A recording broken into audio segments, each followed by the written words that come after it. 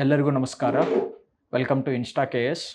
ನಮ್ಮ insta K S ತಂಡದ ವತಿಯಿಂದ ಒಂದು ಹೊಸ ಕೋರ್ಸನ್ನು ಪ್ರಾರಂಭಿಸ್ತಾ ಇದ್ದೇವೆ. ಕೋರ್ಸ್ ಏನಪ್ಪ ಅಂತಂತಂದರೆ ಯು ಪಿ ಎಸ್ ಸಿ ಪ್ರಿಪ್ರೇಷನ್ನ ಕಂಪ್ಲೀಟ್ IAS ಪ್ರಿಪ್ರೇಷನನ್ನು ಬೈಲಿಂಗ್ವಲ್ ಆಗಿ ಡಿಸ್ಕಸ್ ಮಾಡೋರಿದ್ದೇವೆ. ಸೊ ಈ ಒಂದು ಕೋರ್ಸಲ್ಲೇ IAS ಎಕ್ಸಾಮನ್ನು ಬರೆಯೋದಕ್ಕೆ ಪ್ರಿಲಿಮ್ಸ್ ಆಗಿರಬಹುದು, ಮೇನ್ಸ್ ಆಗಿರಬಹುದು, ಪ್ಲಸ್ಸು ಗೈಡೆನ್ಸ್ ಪ್ರೋಗ್ರಾಮ್ ಆಗಿರ್ಬೋದು, ಸಂಪೂರ್ಣವಾಗಿ ದ್ವಿಭಾಷೆಯಲ್ಲೇ ಕನ್ನಡ ಮತ್ತು ಇಂಗ್ಲೀಷ್ ಭಾಷೆಯಲ್ಲಿ ಬೋಧನೆ ಮಾಡಲಾಗುವುದು.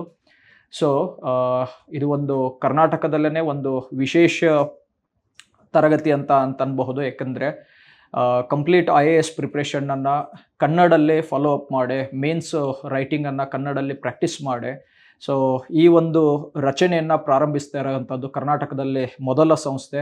ಸೊ ವಿನಯ್ ಸರ್ ಅವರ ಸಾರಥ್ಯದಲ್ಲಿ ಈ ಒಂದು ಕೋರ್ಸಲ್ಲೇ ಸಂಪೂರ್ಣವಾಗಿ ಈ ಅಧ್ಯಯನವನ್ನು ದ್ವಿಭಾಷೆಯಲ್ಲಿ ಕನ್ನಡ ಮತ್ತು ಇಂಗ್ಲೀಷಲ್ಲಿ ಫಾಲೋ ಮಾಡೋದ್ರಿಂದ ವಿಷಯವನ್ನು ಸರಳವಾಗಿ ತಿಳಿದುಕೊಂಡು ಈ ನಮ್ಮ ಕರ್ನಾಟಕದ ಗ್ರಾಮೀಣ ಪ್ರತಿಭೆಗಳನ್ನು ಪೋಷಣೆ ಮಾಡಿ ಹೆಚ್ಚಿನ ಗ್ರಾಮೀಣ ವಿದ್ಯಾರ್ಥಿಗಳು, ಕನ್ನಡ ಮಾಧ್ಯಮದ ವಿದ್ಯಾರ್ಥಿಗಳು ಸಹ IAS ಎಕ್ಸಾಮನ್ನು ಕ್ಲಿಯರ್ ಮಾಡುವಂಥ ಕನಸನ್ನು ನನಸಾಗಿಸ್ಕೋಬಹುದು.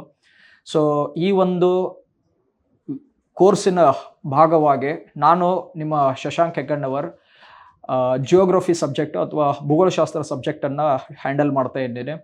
ಸೊ ಈ ಒಂದು ವಿಷಯದಲ್ಲೇ ಪ್ರಿಲಿಮ್ಸ್ ಪಾಯಿಂಟ್ ಆಫ್ ವ್ಯೂವಲ್ಲಿ ಅಂತ ನಾವು ಕನ್ಸಿಡರ್ ಮಾಡಿದಾಗ ಓವರಾಲ್ ಆಗಿ ಜಿಯೋಗ್ರಫಿಯನ್ನು ಅಂದರೆ ಈ ಒಂದು ರಚನೆಯಲ್ಲೇ ಜಿಯೋಗ್ರಫಿ ಸಬ್ಜೆಕ್ಟಿಂದ ಅಪ್ರೋಚು ಯಾವ ರೀತಿಯಾಗಿ ಬರುತ್ತೆ ಅನ್ನೋದನ್ನು ಫಾಲೋ ಅಪ್ ಮಾಡೋರಿದ್ದೇವೆ. ಸೊ ಈ ಕಂಟೆಕ್ಸ್ಟಲ್ಲೇ ಪ್ರಿಲಿಮ್ಸ್ ಪಾಯಿಂಟ್ ಆಫ್ ವ್ಯೂವಲ್ಲಿ ಅಂತ ನಾವು ನೋಡಿದಾಗ ಎರಡು ಮೇಜರ್ ಫಾರ್ಮಲ್ಲೇ ನಾವು ಜಿಯೋಗ್ರಫಿಯನ್ನು ಕನ್ಸಿಡರ್ ಮಾಡಬಹುದು. ಒಂದು ಫಿಸಿಕಲ್ ಜಿಯೋಗ್ರಫಿ ಅಥವಾ ಪ್ರಾಕೃತಿಕ ಭೂಗೋಳಶಾಸ್ತ್ರ ಅಂತ ಕನ್ಸಿಡರ್ ಮಾಡ್ತೇವೆ.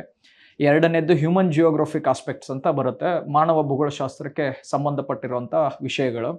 ಸೊ ಈ ಫಿಸಿಕಲ್ ಜಿಯೋಗ್ರಫಿಯಲ್ಲಿ ಅಥವಾ ಪ್ರಾಕೃತಿಕ ಭೂಗೋಳಶಾಸ್ತ್ರದ ಭಾಗದಲ್ಲಿ origin and evolution of the universe, ಈ ವಿಶ್ವ ಅಥವಾ ಬ್ರಹ್ಮಾಂಡದ ಉಗಮ, ಅದಕ್ಕೆ ಸಂಬಂಧಪಟ್ಟಿರುವಂಥ ಟಾಪಿಕ್ಸ್ಗಳನ್ನು ಡಿಸ್ಕಸ್ ಮಾಡ್ತೇವೆ. ಪ್ಲಸ್ಸು ಈ ಲಿಥೋಸ್ಪಿಯರ್ ರಿಲೇಟೆಡ್ ಆಗಿ ಶಿಲಾಗೋಳಕ್ಕೆ ಸಂಬಂಧಪಟ್ಟಂಗೆ ಒಟ್ಟಾರೆಯಾಗಿ ಜಿಯೋಮಾರ್ಫಾಲಜಿ ಅಂತ ಹೇಳ್ತೀವಿ, ಭೂ ಸ್ವರೂಪ ಶಾಸ್ತ್ರ, ಭೂಮಿಯ ಮೇಲೆ ಬದಲಾವಣೆ ಆಗುವಂಥ ಚಟುವಟಿಕೆಗಳು, ಡೈನಾಮಿಕ್ ಆಗಿರಬಹುದು, ಇನ್ ಎ ವೇ ಗ್ರ್ಯಾಜುವಲ್ ಆಗಿರಬಹುದು ಅಥವಾ ಸಡನ್ ಆಗಿ ರಿಲೀಸ್ ಆಗುವಂಥ ಎನರ್ಜೀಸ್ಗಳಾಗಿರಬಹುದು, earthquake, volcanic eruptions, change in the land forms, ಭೂ ಸ್ವರೂಪಗಳಲ್ಲಾಗುವಂಥ ಬದಲಾವಣೆಗಳು, internal structure of the earth, ಭೂಮಿಯ ಆಂತರಿಕ ರಚನೆ, ಈ ರೀತಿಯಾಗಿರುವಂಥ ಟಾಪಿಕನ್ನು ಕನ್ಸಿಡರ್ ಮಾಡ್ತೇವೆ. ಇದಾದ ಮೇಲೆ ಕ್ಲೈಮೆಟಾಲಜಿ ಬರುತ್ತೆ, ವಾಯುಗುಣಕ್ಕೆ ಸಂಬಂಧಪಟ್ಟಂತೆ ಪ್ರಪಂಚದ ವಾಯುಗುಣಗಳಾಗಿರಬಹುದು, ಪ್ಲಸ್ಸು ಈ ಪ್ರಪಂಚದಲ್ಲಿರುವಂಥ ಮಾರುತಗಳ ರಚನೆ, atmospheric structure and the composition, change in the atmospheric activities. So ಈ ರೀತಿಯಾಗಿರೋ ಕಂಟೆಕ್ಸ್ಟನ್ನು ಡಿಸ್ಕಸ್ ಮಾಡುತ್ತೆ. ಪ್ಲಸ್ಸು ಇದಾದ ಮೇಲೆ ಓಷಾನೋಗ್ರಫಿ ಅಥವಾ ಈ ಜಲಗೋಳಕ್ಕೆ ಸಂಬಂಧಪಟ್ಟಿರುವಂಥ ಟಾಪಿಕ್ಸನ್ನು ಡಿಸ್ಕಸ್ ಮಾಡ್ತೀವಿ. ಲೈಕ್ ಓಷನ್ ಕರೆಂಟ್ಸ್ ಆಗಿರ್ಬೋದು, ಓಷನ್ ಟೈಡ್ಸ್ ಆಗಿರ್ಬೋದು, ಸಾಗರಗಳಲ್ಲಿರೋ ಉಬ್ಬರ ಇಳಿತಗಳ ರಚನೆ ಆಗಿರ್ಬೋದು. ಸೊ ಈ ರೀತಿ ವೇರಿಯಸ್ ಆಸ್ಪೆಕ್ಟಲ್ಲೇ ಪ್ರಿಲಿಮ್ಸ್ ಪಾಯಿಂಟ್ ಆಫ್ ವ್ಯೂಗೆ ಈ ಒಂದು ಕನ್ನಡ ಮತ್ತು ಇಂಗ್ಲೀಷಲ್ಲೇ ಎರಡು ಸೈಮಲ್ಟೇನಿಯಸ್ ಆಗಿಯೇ ಡಿಸ್ಕಸ್ ಮಾಡ್ತಾ ಇರ್ತೇವೆ. ಸೊ ಹ್ಯೂಮನ್ ಆಸ್ಪೆಕ್ಟ್ಸದ್ದು ರಿಲೇಟೆಡ್ ಆಗಿ ನಾವು ಕನ್ಸಿಡರ್ ಮಾಡಿದ್ವಿ ಅಂತಂದರೆ ಇಲ್ಲಿ ಸಾಯಿಲ್, ಇದು agriculture related kind of the things ಆಗಿರ್ಬೋದು, ಇಂಡಸ್ಟ್ರೀಸ್ ರಿಲೇಟೆಡ್ ಆಗಿರ್ಬೋದು, ಟ್ರಾನ್ಸ್ಪೋರ್ಟೇಷನ್ ರಿಲೇಟೆಡ್ ಆಗಿರ್ಬೋದು ಈ ಕಂಟೆಕ್ಸ್ಟಲ್ಲೇ. So as a exam point of view ವಿಷಯಕ್ಕೆ ಅಂದರೆ ಈ ಪರೀಕ್ಷೆದ್ದು ಸಂಬಂಧಪಟ್ಟಂಗೆ ಅಂತ ನಾವು ನೋಡಿದ್ವಿ ಅಂತಂದರೆ ಪ್ರಪಂಚದ್ದು ಪ್ರಾಕೃತಿಕ ಭೂಗೋಳಶಾಸ್ತ್ರ ಪ್ಲಸ್ಸು ಭಾರತದ ಪ್ರಾಕೃತಿಕ ಭೂ ವಿಭಾಗಗಳ, ಓಕೆ, ಇಂಡಿಯಾದ್ದು ಫಿಸಿಯೋಗ್ರಫಿಕ್ ಡಿವಿಷನ್ಸ್ ಆಗಿರಬಹುದು, ಪ್ಲಸ್ ಇಂಡಿಯಾದ್ದು ಕ್ಲೈಮೇಟ್ ಆಗಿರಬಹುದು. Okay, so these kind of the things would be discussed. ಈ ರೀತಿ ವಿಷಯಗಳನ್ನು ಡಿಸ್ಕಸ್ ಮಾಡಿ ಫಿಸಿಕಲ್ ಜಿಯೋಗ್ರಫಿ ಆಸ್ಪೆಕ್ಟದ್ದು ಅಪ್ಲಿಕೇಶನನ್ನು ನಾವು ಇಂಡಿಯಾಗೆ ಯಾವ ರೀತಿಯಾಗಿ ಕನೆಕ್ಟ್ ಮಾಡ್ಕೊಳ್ತೀವಿ ಅಂತ ಅನ್ನೋದನ್ನು ಡಿಸ್ಕಸ್ ಮಾಡ್ತೇವೆ. Plus human aspects of the India ಅಂತ ಡಿಸ್ಕಸ್ ಮಾಡ್ತೇವೆ. ಇಂಡಿಯಾದ ಅಗ್ರಿಕಲ್ಚರ್ ಆಗಿರ್ಬೋದು, ಇಂಡಸ್ಟ್ರೀಸ್ ಆಫ್ ಇಂಡಿಯಾ ಆಗಿರಬಹುದು, ಅಥವಾ ಟ್ರಾನ್ಸ್ಪೋರ್ಟೇಷನ್ ಆಗಿರಬಹುದು, settlement related kind of the things ಆಗಿರ್ಬೋದು, ಈ ರೀತಿಯಾಗಿರುವಂಥ ಟಾಪಿಕ್ಸನ್ನು ಡಿಸ್ಕಸ್ ಮಾಡ್ತೇವೆ. ಡ್ರೈನೇಜ್ ಸಿಸ್ಟಮ್ ಒಬ್ಬ ನಮ್ಮ ಭಾರತದ್ದು. So these all the things the way we consider.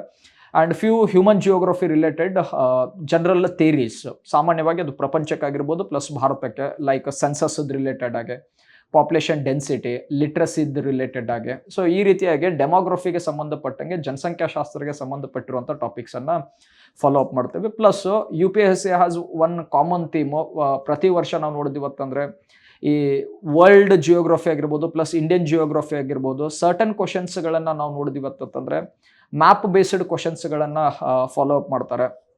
For example last ನಮ್ಮ IAS ಪ್ರಿಲಿಮ್ಸ್ ಅಲ್ಲಿ ನಾವು ನೋಡಿದ್ವಿ ಅಂತಂದ್ರೆ 2026 IAS ಪ್ರಿಲಿಮ್ಸ್ ಅಲ್ಲಿ ನೋಡಿದಾಗ ಈ ಸ್ಟ್ರೇಟ್ ಆಫ್ ಹಾರ್ಮೂಸ್ ನ್ಯೂಸ್ ಅಲ್ಲಿ ಇರೋದ್ರಿಂದ ಸೊ ಯಾವ ರಾಷ್ಟ್ರದ ಹಡಗುಗಳ ಈ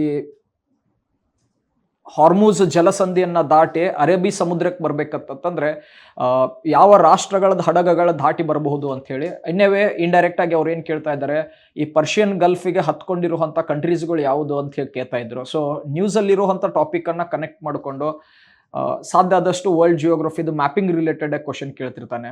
ರೀಸೆಂಟ್ ಆಗಿ ಈ ಆಫ್ರಿಕಾದ ಒಳಗಿರುವಂತ ಟರ್ಕಾನಾ ಲೇಕ್ ಅಂತ ಏನ್ ನಾವು ನೋಡ್ತಿದ್ದೇವೆ, ಇದು ಡ್ರೈ ಅಪ್ ಆಗ್ತಾ ಇರುವಂತದ್ದು, ಅಂದ್ರೆ ಅದರಲ್ಲಿ ನೀರಿನ ಪ್ರಮಾಣ ಕಡಿಮೆ ಆಗ್ತಾ ಇರುವಂತ ರಚನೆಯಿಂದಾಗಿ 2026 ನಮ್ಮ ಪ್ರಿಲಿಮ್ಸ್ ಅಲ್ಲಿ ನೋಡಿದಾಗ ಲೇಕ್ ಟರ್ಕಾನಾದ್ ರಿಲೇಟೆಡ್ ಆಗಿ ಕ್ವಶನ್ ಕೇಳಿದ್ರು. So in these kind of the things, ಈ ರೀತಿ ವಿಷಯಗಳಲ್ಲಿ ಮ್ಯಾಪ್ ಬೇಸ್ಡ್ ಕ್ವಶನ್ಸ್ಗಳನ್ನು ಸಹ ಸಾಕಷ್ಟು ಕೇಳ್ತಾರೆ.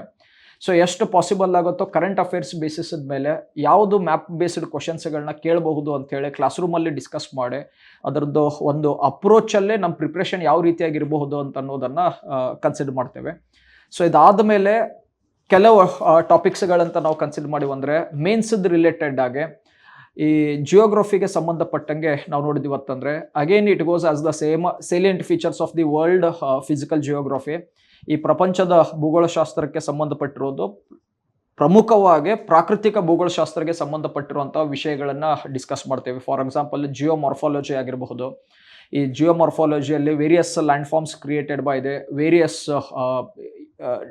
ಇರೋಷನಲ್ ಏಜೆಂಟ್ಸ್, ಲೈಕ್ ಈಗ ಫ್ಲೋಯಿಂಗ್ ವಾಟರ್ ಅಂತ ಕನ್ಸಿಡರ್ ಮಾಡಿವಿ ಅಂದ್ರೆ ಹರಿಯೋ ನೀರು ಅಂದ್ರೆ ನದಿ ವ್ಯವಸ್ಥೆ ಅಂತ ಕನ್ಸಿಡರ್ ಮಾಡಿವಿ ಅಂದ್ರೆ ನದಿ ವ್ಯವಸ್ಥೆಯಿಂದಾಗಿ ಇರೋಷನಲ್ ಲ್ಯಾಂಡ್ ಫಾರ್ಮ್ಸ್ಗಳು ಕ್ರಿಯೇಟ್ ಯಾವ ರೀತಿ ಆಗುತ್ತೆ, ಡಿಪಾಸಿಷನಲ್ ಲ್ಯಾಂಡ್ ಫಾರ್ಮ್ಸ್ಗಳು ಯಾವ ರೀತಿಯಾಗಿ ಕ್ರಿಯೇಟ್ ಆಗುತ್ತೆ, ಯಾವ್ಯಾವ ಲ್ಯಾಂಡ್ ಫಾರ್ಮ್ಸ್ ಜನರೇಟ್ ಆಗುತ್ತೆ, ಅಥವಾ ಬ್ಲೋಯಿಂಗ್ ವಿಂಡ್ ಅಂತ ಕನ್ಸಿಡರ್ ಮಾಡ್ತೇವಲ್ಲ, ಈಗ ಬೀಸೋ ಗಾಳಿ ಯಾವ ರೀತಿಯಾಗಿರೋ ಭೂ ಸ್ವರೂಪಗಳನ್ನ ಜನರೇಟ್ ಮಾಡುತ್ತೆ. ಪ್ಲಸ್ ಈ ಜಿಯೋಮಾರ್ಫಾಲಜಿ ಒಳಗೇನೆ ವೋಲ್ಕ್ಯಾನಿಕ್ ಎರಪ್ಷನ್ಸ್ಗಳಾಗಿರಬಹುದು ಅಥವಾ ಪ್ಲೇಟ್ ಟೆಕ್ಟಾನಿಸಮ್ ಆಗಿರಬಹುದು, ಭೂ ವಿಭಾಗಗಳ ಸ್ಥಾನಪಲ್ಲಟಕ್ಕೆ ಸಂಬಂಧಪಟ್ಟಂಗೆ ಈ ರೀತಿಯಾಗಿರುವಂಥ ಟಾಪಿಕ್ಸ್ಗಳನ್ನು ಕೇಳಬಹುದು. Plus internal structure of the earth, constitution of the interior of the earth ಮೇಲೆ ಕ್ವಶನ್ ಕೇಳಬಹುದು. ಸೊ ಈ ರೀತಿಯಾಗಿರುವಂಥ ಟರ್ಮ್ಸು. ಪ್ಲಸ್ ಕ್ಲೈಮೇಟಾಲಜಿ ರಿಲೇಟೆಡ್ ಅಲ್ಲಿ ನಾವು ನೋಡಿದಾಗ ಸಾಮಾನ್ಯವಾಗಿ ವರ್ಲ್ಡ್ ಕ್ಲೈಮೇಟ್ ರಿಲೇಟೆಡ್ ಆಗಿ ಈಕ್ವೆಟೋರಿಯಲ್ ಕ್ಲೈಮೇಟ್ ರಿಲೇಟೆಡ್ ಆಗಿರಬಹುದು ಅಥವಾ ಈ ಮೆಡಿಟೇರಿಯನ್ ಕ್ಲೈಮೇಟ್ ರಿಲೇಟೆಡ್ ಆಗಿರಬಹುದು. Adding to this present climate change ಅಂತ ಫ್ಯಾಕ್ಟರ್ ಯಾವ ರೀತಿಯಾಗಿ ಆಗ್ತಾ ಇದೆ, ಜಸ್ಟ್ ಕ್ಲೈಮೇಟ್ ರಿಲೇಟೆಡ್ ಆಗಿ ಅಂತಲೇ ಹೋಗಬಹುದು ಅಂತಲ್ಲ, ಅಪ್ಲಿಕೇಶನ್ಸ್ಗಳನ್ನು ಹೋಗಬಹುದು.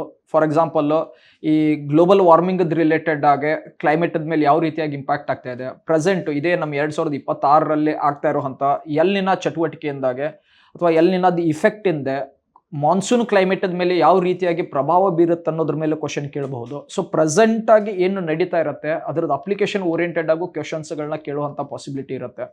ಸೊ ಮೊದಲೇ ಅವನ್ನ ಏನು ಚಟುವಟಿಕೆಗಳು ನಡೀತಾ ಇದ್ದಾವೆ ಅದನ್ನ ಕನೆಕ್ಟ್ ಮಾಡಿಕೊಂಡು ಸಾಧ್ಯ ಆದಷ್ಟು ನಾವು ಯಾವ ರೀತಿಯಾಗಿ ವರ್ಕ್ ಮಾಡ್ಕೊಳ್ತೀವಿ ಅನ್ನೋದು ಮ್ಯಾಟರ್ ಆಗುತ್ತೆ.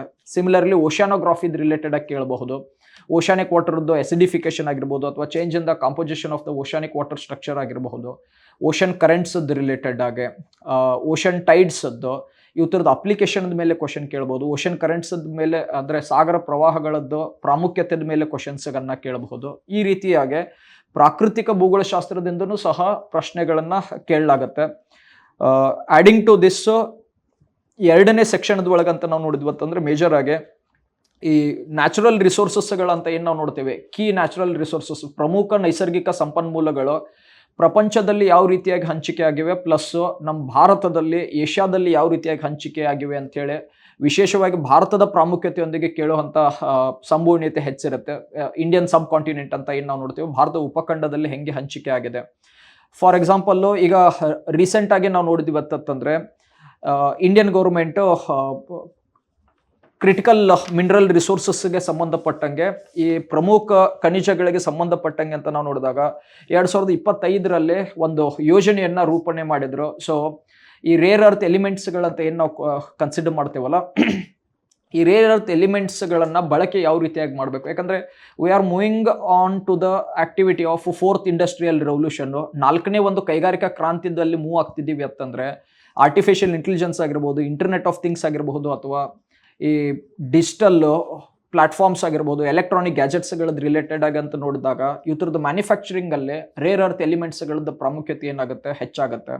ಸೊ ಇದಕ್ಕೆ ಸಂಬಂಧಪಟ್ಟಂಗೆ ಇದೇ ನಿಟ್ಟಿನಲ್ಲೇ ನಾವು 2025ರಲ್ಲಿ national critical mineral resources associated ಆಗಿ ಏನು ಒಂದು ಯೋಜನೆಯನ್ನು ರೂಪ ಮಾಡಿದ್ವಿ. ಸೊ ಈ ಮಿನರಲ್ ರಿಸೋರ್ಸ್ಗಳನ್ನು ಎಕ್ಸ್ಪ್ಲೋರೇಷನ್ ಆಗಿ ಯಾವ ರೀತಿಯಾಗಿ ಫಾಲೋ ಮಾಡಬೇಕು, ಪ್ರಪಂಚದ ಬೇರೆ ರಾಷ್ಟ್ರಗಳ ಮೇಲೆ ಇವುಗಳಿಗೆ ಸಂಬಂಧಪಟ್ಟಂತ ಅವಲಂಬನೆಯನ್ನು ನಾವು ಯಾವ ರೀತಿಯಾಗಿ ಕಡಿಮೆ ಮಾಡಬಹುದು, ನಮ್ಮಲ್ಲಿ ಎಷ್ಟು ಪ್ರಮಾಣದಲ್ಲಿ ಉತ್ಪಾದನೆ ಮಾಡಬಹುದು. ಈಗ ಫಾರ್ ಎಕ್ಸಾಂಪಲ್ ಲಿಥಿಯಂ ಅಂತ ನಾವು ಕನ್ಸಿಡರ್ ಮಾಡಿವತ್ತಂದ್ರೆ it is majorly used for manufacture of the lithium ion batteries. So ನಮ್ಮಲ್ಲೇನೆ ಲಿಥಿಯಂ ಅನ್ನ ಐಡೆಂಟಿಫೈ ಮಾಡಿ ಅದನ್ನ ಎಕ್ಸ್ಪ್ಲೋರ್ ಮಾಡಿ ಬ್ಯಾಟರೀಸ್ಗಳದ್ದು ಮ್ಯಾನುಫ್ಯಾಕ್ಚರ್ ನಾವು ಇದೇ ರೀತಿಯಾಗಿ ಫಾಲೋ ಅಪ್ ಮಾಡೋದು. ಸೊ ಈಗ ಇದು ನ್ಯೂಸಲ್ಲಿ ಇರೋದ್ರಿಂದ ಇದೇ ರೇರ್ ಅರ್ತ್ ಎಲಿಮೆಂಟ್ಸ್ಗಳು ಕಂಟೆಕ್ಸ್ಟಲ್ಲೇ ಇರೋದ್ರಿಂದ, ಕ್ರಿಟಿಕಲ್ ಮಿನರಲ್ಸ್ ನ್ಯೂಸಲ್ಲಿ ಇದ್ದಿರೋದ್ರಿಂದ 2020 ನಮ್ಮ IAS ಪ್ರಿಲಿಮ್ಸ್ ಕ್ವಶನ್ ಪೇಪರಲ್ಲಿ ನೋಡಿದ್ವಿ ಅಂತಂದ್ರೆ ರೇರ್ ಅರ್ತ್ ಎಲಿಮೆಂಟ್ಸ್ ಅಥವಾ ಕ್ರಿಟಿಕಲ್ ಮಿನರಲ್ಸ್ ಮಿಷನ್ ಮೇಲೆ ಕ್ವಶನ್ ಕೇಳಿದ್ದಾನೆ. So current affairs question relevance ಹೆಚ್ಚಾಗುತ್ತೆ. ಸೊ ಎಷ್ಟು ಕ್ಲೋಸ್ ಆಗಿ ನಾವು ಹೋಮ್ವರ್ಕ್ ಮಾಡ್ತೇವೆ, ಎಷ್ಟು ಕ್ಲೋಸ್ ಆಗಿ ಇದ್ರ ಮೇಲೆ ಇದು ಒಂದು ಕ್ವಶನ್ ಬರ್ಬೋದು ಅಂತ ಅನ್ನೋದನ್ನ ಪ್ರೆಡಿಕ್ಟ್ ಮಾಡಿಕೊಂಡು ಅದೇ ನಿಟ್ಟಿನಲ್ಲಿ ಏನು ಹೋಮ್ವರ್ಕ್ ಅನ್ನ ಮಾಡಿಕೊಂಡು ಅದೇ ನಿಟ್ಟಿನಲ್ಲಿ ಪ್ರಿಪ್ರೇಷನ್ ಏನು ಮಾಡ್ತೇವೆ, ಇದು ಒಂದು ಪ್ರೊಸೆಸ್ ಅನ್ನ ಸಿಂಪ್ಲಿಫೈ ಮಾಡುತ್ತೆ. ಸೊ ಇವನ್ ಮೇನ್ಸ್ ನಾವು ಅಷ್ಟೇನೆ ಕರೆಂಟ್ ಅಫೇರ್ಸ್ ರಿಲೇಟೆಡ್ ಕ್ವಶನ್ಸ್ಗಳಲ್ಲಿ ಹೆಚ್ಚು ಫಾಲೋ ಅಪ್ ಆಗ್ತಿರುತ್ತೆ. Current affairs connected to the geography ಅಂತ ನಾವು ಕನ್ಸಿಡರ್ ಮಾಡಿದ್ವಿ ಅಂದ್ರೆ ಹೆಚ್ಚು ಕ್ವಶನ್ಸ್ಗಳು ಜನರೇಟ್ ಆಗ್ತಾ ಇರುತ್ತೆ. ಸೊ ಈ ನ್ಯಾಚುರಲ್ ರಿಸೋರ್ಸಸ್ ಡಿಸ್ಟ್ರಿಬ್ಯೂಷನ್ ಭಾರತಕ್ಕೆ ಅಷ್ಟೇ ಸೀಮಿತ ಆಗಿರುತ್ತಲ್ಲ. ಈಗ ಆಲ್ರೆಡಿ ನಾವು ನೋಡಿದ್ವಿ ಅಂದ್ರೆ ವರ್ಲ್ಡ್ ಅಲ್ಲಿ crude oil related crisis running ಆಗ್ತಿದೆ. That is because of the gulf ಅಲ್ಲಿ ನಾವು ನೋಡಿದ್ವಿ ಅಂದ್ರೆ ಇರಾನ್ ಅಲ್ಲೇ, ಪರ್ಷಿಯನ್ ಗಲ್ಫ್ ಅಲ್ಲೇ USA ಮತ್ತೆ ಇರಾನ್ ನಡುವೆ ಆಗಿರುವಂತಹ ಕ್ರೈಸಿಸ್ ಆಗಿರ್ಬೋದು. ಪ್ಲಸ್ ಪಾಸ್ಟ್ ಫ್ಯೂ ಮಂತ್ಸ್ ಅಲ್ಲೇ USA ವೆನಿಜುಲಾದ ಮೇಲೆ ಅಟ್ಯಾಕ್ ಮಾಡಿಕೊಂಡು ಅಥವಾ ವೆನಿಜುಲಾದ ಪ್ರೆಸಿಡೆಂಟ್ ಅನ್ನು ಅಬ್ಡಕ್ಟ್ ಮಾಡೋದಾಗಿರ್ಬೋದು. So these kind of the things ultimately lead to the crisis in terms of crude oil supply. Past 3 years ಇಂದ ನಾವು ನೋಡ್ತಿದೀವಿ ಅಂದ್ರೆ, ಹಿಂದೆನ 3 ವರ್ಷದಿಂದ ನೋಡಿದ್ವಿ ಅಂತಂದ್ರೆ Russia has engaged with the war with Iran, with Ukraine. So Russia Ukraine ಯುದ್ಧದಿಂದ ಸಹ ಹಿಂದಿನ ವರ್ಷಗಳಲ್ಲಿ ನಮ್ಮ ಭಾರತಕ್ಕೆ ಹೆಚ್ಚು ಪ್ರಭಾವ ಬರಲಿಲ್ಲ. ಬಟ್ ಸ್ಟಿಲ್ ವರ್ಲ್ಡ್ ಅಲ್ಲೇ ಸಪ್ಲೈ ಚೈನ್ ನೆಟ್ವರ್ಕ್ ಏನಾಗುತ್ತೆ ಡೆಫಿನೆಟ್ಲಿ ಡಿಸ್ಟರ್ಬ್ ಆದಾಗ ಪ್ರೈಸ್ ಫ್ಲಕ್ಚುಯೇಷನ್ಸ್ಗಳಾಗಿರ್ಬೋದು, ಇನ್ಫ್ಲೇಷನ್ ಆಗಿರ್ಬೋದು, ಪ್ರತಿಯೊಂದು ಒಂದಕ್ಕೊಂದು ಸೇರ್ತಾ ಹೋಗ್ತಿರುತ್ತೆ. ಸೊ ಈ ಒಂದು ಕಂಟೆಕ್ಸ್ಟಲ್ಲೇ ನ್ಯಾಚುರಲ್ ರಿಸೋರ್ಸ್ಗಳದ್ದು ರಿಲೇಟೆಡ್ ಆಗಿ ಪ್ರಾಮುಖ್ಯತೆಗೆ ಸಂಬಂಧಪಟ್ಟಂಗೆ ಹೆಚ್ಚಿನ ಕ್ವಶನ್ಸ್ಗಳನ್ನ ಕೇಳ್ತಾರೆ. ನಮ್ಮ ಇಂಡಿಯಾಗೆ ಸಂಬಂಧಪಟ್ಟಂಗೂ ಕೇಳ್ತಿರ್ತಾನೆ, ಪ್ಲಸ್ ವರ್ಲ್ಡ್ಗೆ ಸಂಬಂಧಪಟ್ಟಿರುವಂಥದ್ದು ಆಗಿರಬಹುದು. Plus factors responsible for the location of the industries ಮೇಲೆ ಕ್ವಶನ್ಸ್ ಕೇಳಬಹುದು. ವೆರಿ ಪಾಪ್ಯುಲರ್ ಇಂಡಸ್ಟ್ರೀಸ್ಗಳದ್ದು ರಿಲೇಟೆಡ್ ಆಗಿ. ಫಾರ್ ಎಕ್ಸಾಂಪಲ್ ಪ್ರೀವಿಯಸ್ ಇಯರ್ಸ್ ಅಲ್ಲಿ ನಾವು ನೋಡಿದ್ವಿ ಅಂತಂದ್ರೆ IAS ಮೇನ್ಸ್ ಅಲ್ಲೇ ಕೇಳಿರುವಂಥದ್ದು. In the recent years sugar industries are being set more in the southern India, why ಅಂತ ಕೇಳ್ತಾ ಇದ್ದಾರೆ. ಇತ್ತೀಚಿನ ವರ್ಷಗಳಲ್ಲಿ ದಕ್ಷಿಣ ಭಾರತದ ರಾಜ್ಯಗಳಲ್ಲಿ ಹೆಚ್ಚು ಸಕ್ಕರೆ ಕೈಗಾರಿಕೆಗಳು ಸ್ಥಾಪನೆ ಆಗ್ತಿದ್ದಾವೆ. ಕಾರಣ ಏನು ಅಂತ ಅನ್ನೋದನ್ನ ಕೇಳ್ತಿದ್ದಾರೆ. ಸೊ ಇದೇನು ಸ್ಟ್ರಕ್ಚರಲ್ ಲೊಕೇಶನ್ ಏನಂತ ನಾವು ಕನ್ಸಿಡರ್ ಮಾಡ್ತೀವಿ, ರೀಲೊಕೇಶನ್ ಅಂತ ಏನು ನಾವು ನೋಡ್ತಿದ್ದೇವೆ. ಮೊದಲು ಉತ್ತರ ಭಾರತದಲ್ಲಿ ಇದ್ದಿರುವಂಥ ಹೆಚ್ಚಿನ ಸಕ್ಕರೆ ಕಾರ್ಖಾನೆಗಳು ಇವತ್ತಿಗೆ ನಾವು ನೋಡಿದ್ವು ಅಂದ್ರೆ ದಕ್ಷಿಣ ಭಾರತದಲ್ಲೇ ಉಗಮ ಆಗುವಂಥ ಸಂಖ್ಯೆ ಹೆಚ್ಚಾಗ್ತಾ ಇದೆ. ಸೊ ಇದನ್ನೇ ಅಬ್ಸರ್ವ್ ಮಾಡಿ UPSC ಅಲ್ಲೇ 2000 ಐ ಥಿಂಕ್ ಡಿಕೆಡ್ ಎಗೋ ಅಂತಾನೆ ಅನ್ಬೋದು, ಒಂದು 10 ವರ್ಷದ ಹಿಂದನೆ ಅಂತ ಅನ್ಬಹುದು. But they observe these kind of the thing, they have asked these kind of the questions. So citing factors ಒಂದು ಕೈಗಾರಿಕೆ ಇದೇ ಪ್ರದೇಶದಲ್ಲಿ ಯಾವ ರೀತಿಯಾಗಿ ಬರುತ್ತೆ, ಅದಕ್ಕೆ ಕಾರಣಗಳು ಏನು ಅಂತ ಹೇಳಿ ಇದರದ್ದು ರಿಲೇಟೆಡ್ ಆಗಿ ಅಪ್ಲಿಕೇಶನ್ ಓರಿಯೆಂಟೆಡ್ ಆಗಿ ಕೇಳುವಂಥ ಪಾಸಿಬಿಲಿಟಿ ಹೆಚ್ಚಿರುತ್ತೆ.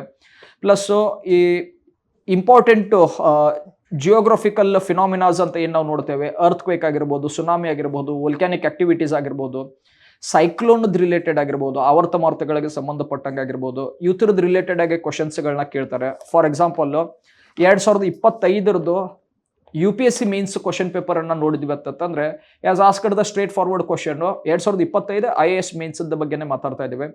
ವಾಟ್ ಆರ್ ಸುನಾಮೀಸ್ ಅಂತ ಕೇಳಿದಾನೆ, ಸುನಾಮಿ ಅಂದ್ರೆ ಏನು ಅಂತ ಕೇಳಿದಾನೆ, how and where they are formed ಅಂತ ಕೇಳಿದಾನೆ, ಈ ಸುನಾಮಿಗಳು ಎಲ್ಲಿ ಮತ್ತೆ ಹೇಗೆ ಉತ್ಪತ್ತಿ ಆಗುತ್ತೆ.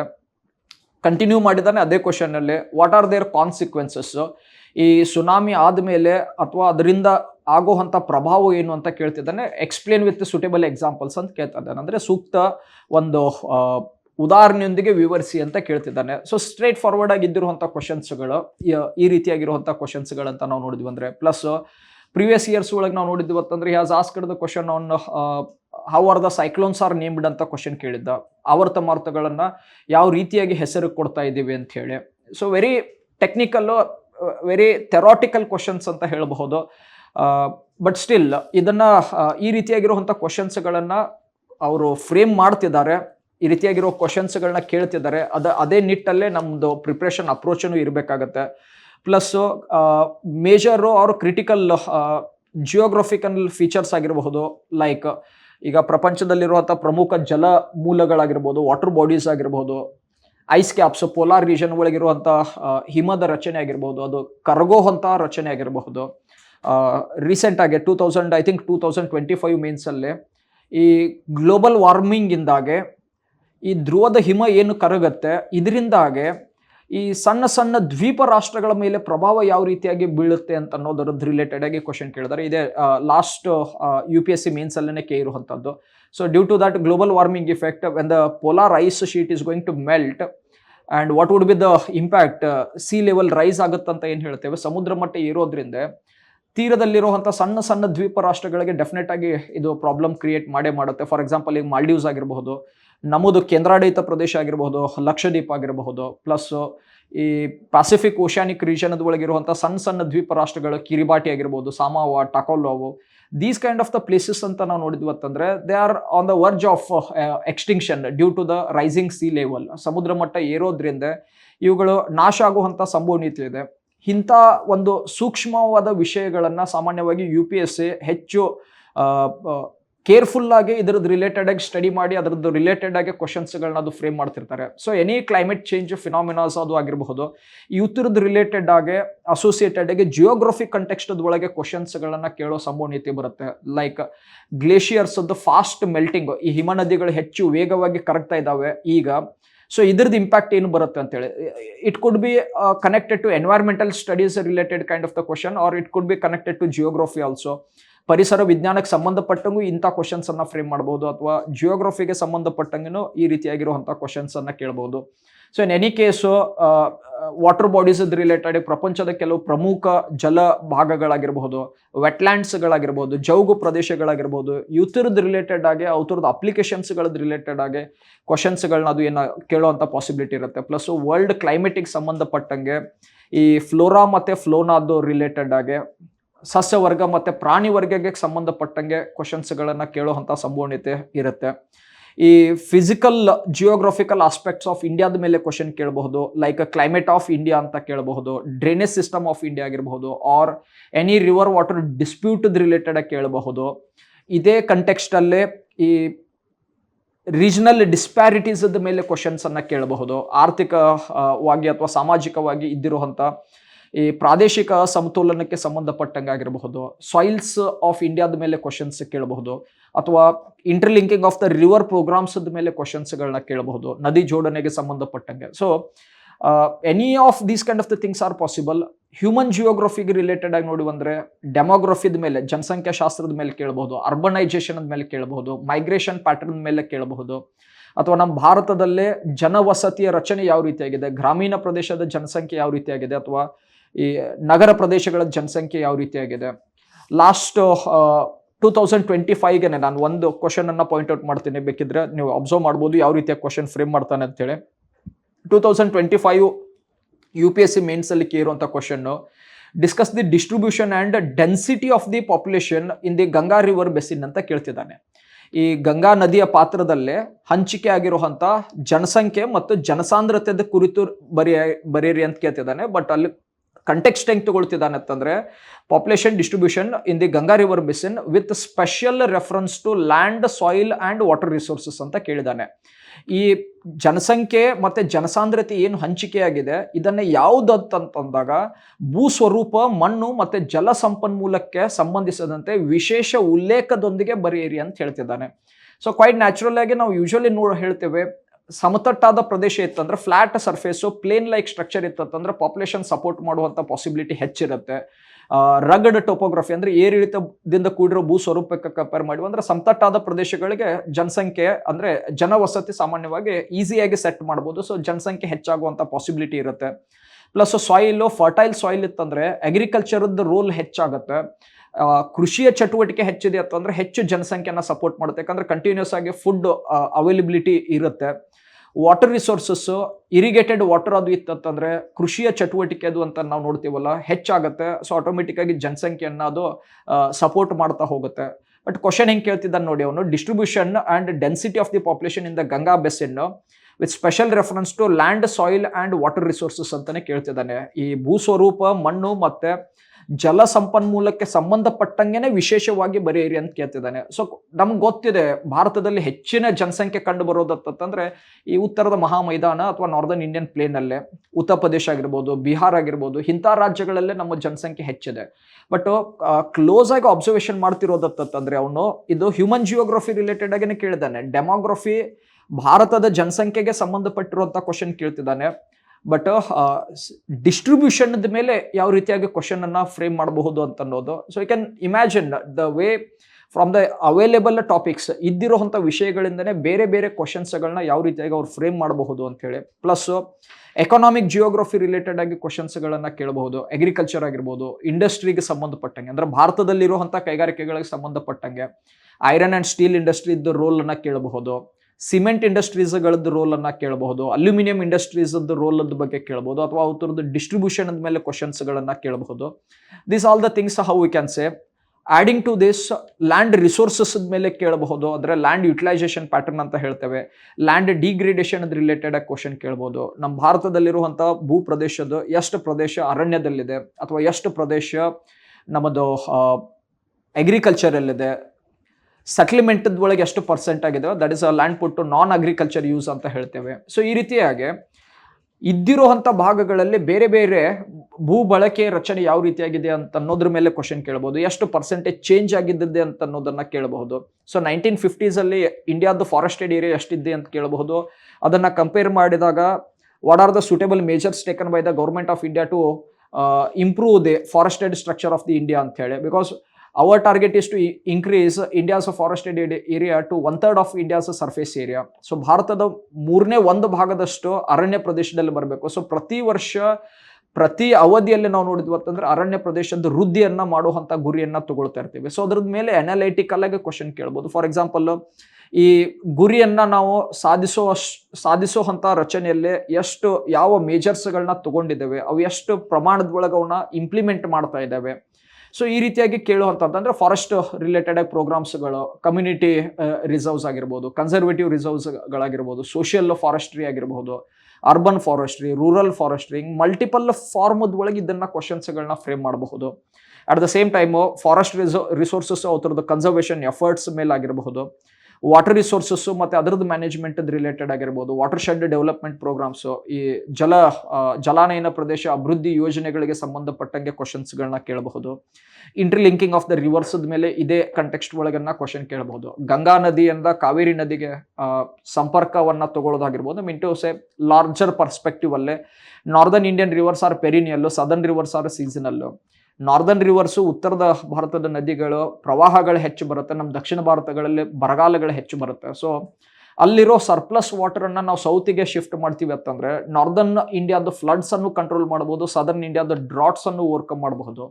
ಬಟ್ ಅದಕ್ಕೆ ರಿಲೇಟೆಡ್ ಆಗಿ ನದಿ ಜೋಡಣೆ ರಚನೆ ಯಾವ ರೀತಿಯಾಗಿ ಬರಬಹುದು, ಗಂಗಾ ಕಾವೇರಿ ಲಿಂಕ್ ಕೆನಾಲ್ ಅಂತ ಹೇಳ್ತೀವಿ, ಅಥವಾ ನ್ಯಾಷನಲ್ ವಾಟರ್ ಗ್ರಿಡ್ ಪ್ರಾಜೆಕ್ಟ್ ಅಂತ ಅನ್ಬಹುದು, ಗಾರ್ಲ್ಯಾಂಡ್ ಪ್ರಾಜೆಕ್ಟ್ ಅಂತ ಅನ್ಬಹುದು, ಅಥವಾ ನಮ್ಮ ಹಿಸ್ಟ್ರಿ ಒಳಗೆ ಇದನ್ನ ಯೋಜನೆ ಮಾಡಿದ್ದಾಗಿರಬಹುದು, ದಸ್ತೂರ್ ಪ್ಲಾನ್ ಅಂತ ಈ ರೀತಿಯ ಕ್ವಶನ್ ಕೇಳಬಹುದು. In of the case water resources ಅವರದ್ದಿಗೆ ಜಲ ಸಂಪನ್ಮೂಲದ ನಿರ್ವಹಣೆಗೆ ಸಂಬಂಧಪಟ್ಟಂಗೆ ಕ್ವಶನ್ಸ್ಗಳನ್ನ ಕೇಳಬಹುದು. ಅಗ್ರಿಕಲ್ಚರ್ ರಿಸೋರ್ಸಸ್, ಫಾರ್ಮಿಂಗ್ ಮೆಥಡ್ಸ್ಗಳದ ಮೇಲೆ ಕ್ವಶನ್ ಕೇಳಬಹುದು. ಮಿಕ್ಸ್ಡ್ ಫಾರ್ಮಿಂಗ್ ರಿಲೇಟೆಡ್ ಆಗಿರ್ಬೋದು, ಅಥವಾ ಇಂಟೆನ್ಸಿವ್ ಕ್ರಾಪಿಂಗ್ ರಿಲೇಟೆಡ್ ಆಗಿ ಕ್ವಶನ್ ಕೇಳಬಹುದು. ಸಸ್ಟೈನೇಬಲ್ ಆಗಿರ್ಬೋದು, ಇನ್ಕ್ಲೂಸಿವ್ ಅಗ್ರಿಕಲ್ಚರಲ್ ಆಕ್ಟಿವಿಟೀಸ್ ಅಂತ ಆಗಿರ್ಬೋದು. ಇವತ್ತಿನ ದಿನಗಳಲ್ಲಿ ಯೂಸ್ ಮಾಡ್ತೇವೆ ನಾವು ಪ್ರಿಸಿಷನ್ ಅಗ್ರಿಕಲ್ಚರ್ ಅಂತ ಹೇಳ್ತೇವೆ. ನಿಖರವಾದ ತಾಂತ್ರಿಕವಾದ ಕೃಷಿಯ ಚಟುವಟಿಕೆಗಳನ್ನ ಯಾವ ರೀತಿಯಾಗಿ ಫಾಲೋ ಮಾಡ್ತಾ ಇದ್ದೀವಿ, ಇದ್ರದ್ದು ಇಂಪ್ಯಾಕ್ಟ್ ನಮ್ಮ ಫುಡ್ ಸೆಕ್ಯೂರಿಟಿದ ಮೇಲೆ ಏನಾಗುತ್ತೆ, ಆಹಾರದ ಭದ್ರತೆದ ಮೇಲೆ ಏನಾಗುತ್ತೆ. ಮುಂದಿನ ದಿನಗಳಲ್ಲಿ ನಮ್ಮದು ಕೃಷಿಯ ಚಟುವಟಿಕೆಗಳಲ್ಲಿ ಏನು ಬದಲಾವಣೆಗಳ ಕಂಡು ಬರಬಹುದು, ಯಾವುದನ್ನ ಮೇಜರ್ಸ್ಗಳನ್ನ ನಾವು ತಗೋಬಹುದು, ಮಿನಿಮಮ್ ಸಪೋರ್ಟ್ಸ್ ಪ್ರೈಸ್ ಮೇಲೆ ಕೇಳಬಹುದು, ಅಥವಾ ಶುಗರ್ ಕೇನ್ಗೆ ಫೇರ್ ಅಂಡ್ ರೆಮ್ಯುನೇಟಿವ್ ಪ್ರೈಸ್ ಮೇಲೆ ಕ್ವಶನ್ಸ್ ಅನ್ನ ಫ್ರೇಮ್ ಮಾಡಬಹುದು.